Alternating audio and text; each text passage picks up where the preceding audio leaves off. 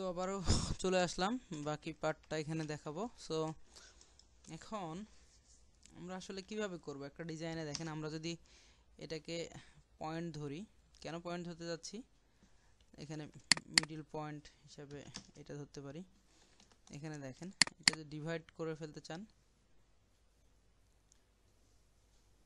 এখানে সব ধরনের ফাংশনই আছে, আপনারা এই মোডগুলো একটু খেয়াল করবেন, তাহলে কি হবে, আপনার কাজের পারপাসে অনেক সুবিধা হবে। হ্যাঁ, দেখেন অ্যাঙ্গেলগুলো শো করতেছে, ডাইমেনশনগুলো, এই যে।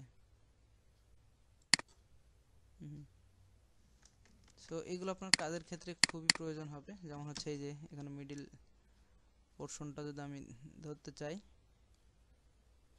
এভাবে যদি না নেই, আপনার অনেকভাবে নিতে পারবেন। এখানে আরও অপশন আছে, এই যে এখানে দেখেন একটা মার্কিং চলে আসছে। সো আমরা এটা কিভাবে করব, যারা জানেন না তাদের জন্য বলি। এটা সিলেকশন করলাম, কিবোর্ড DIV এন্টার দিবেন, 2 দিবেন, চলে আসবে যে DIV, সরি,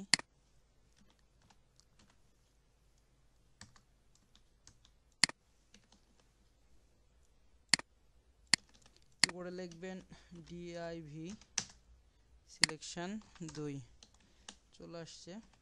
এখান থেকে এখন ধরে